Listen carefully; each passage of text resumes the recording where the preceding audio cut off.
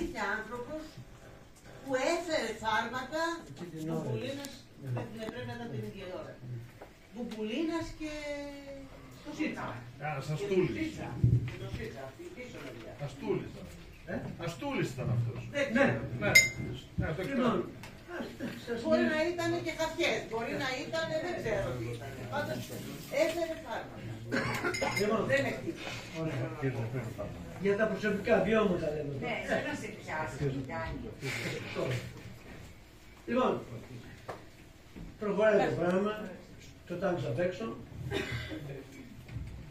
Εμείς είμαστε μέσα κλεισμένοι περιμένοντας να κάνουμε αντίσταση, δηλαδή το πράγμα μύριζε.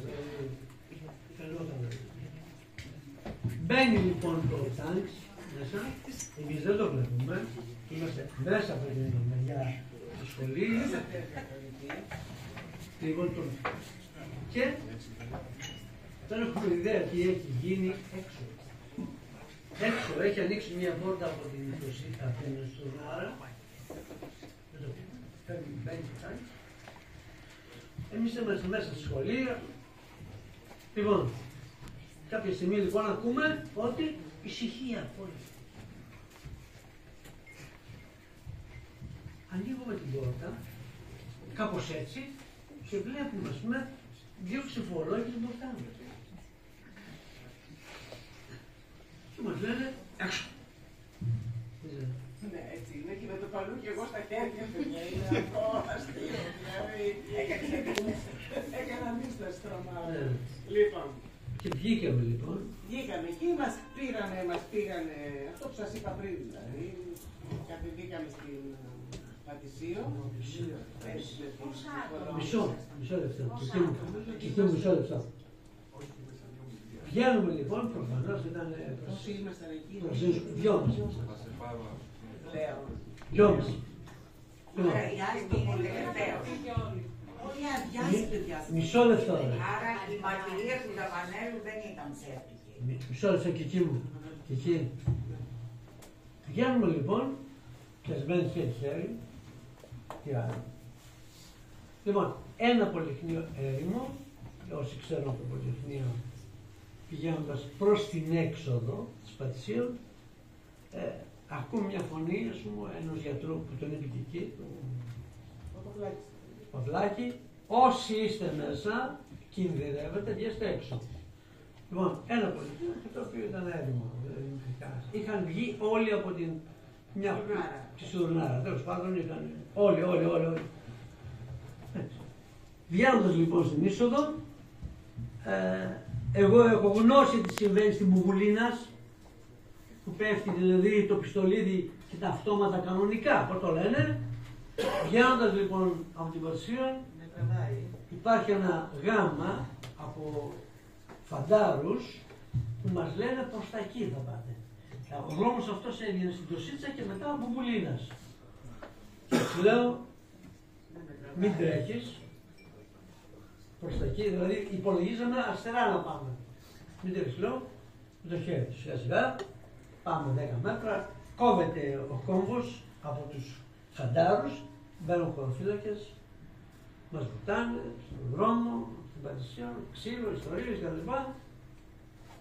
Και στο λεωφορείο ο Γιάννης αναγκάζεται να τρώει χαρτί.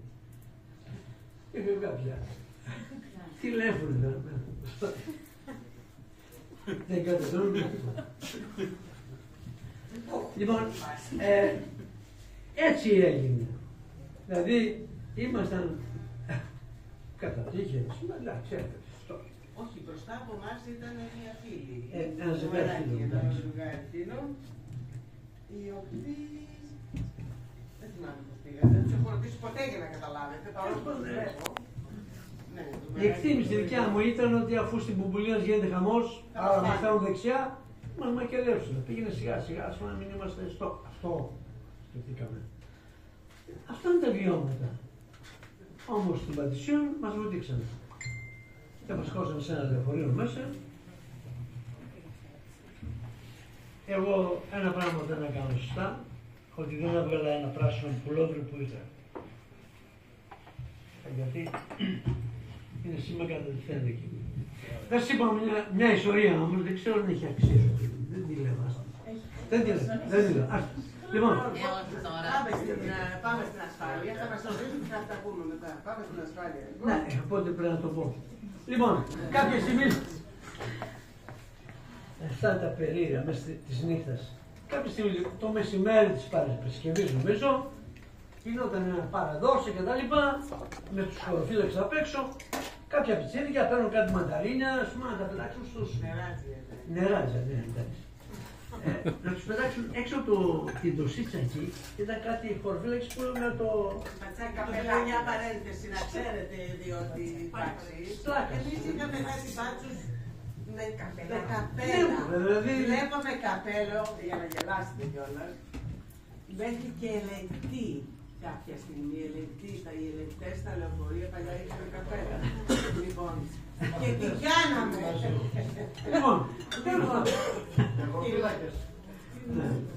Λοιπόν, και γινόταν από πίσω, οπότε πετάγανε τα πιτσιρίκια, ας το πω σε εισαγωγικά, τη φορά του σταθμού αυτού, πετάγανε μανταρίνια, και τους λέω, με τους πετάγανε, είναι οι άλλοι, απ' έξω να τους αντιμετωπίσουν. Αυτό δεν είναι η άποψη. Εγώ το έκανα,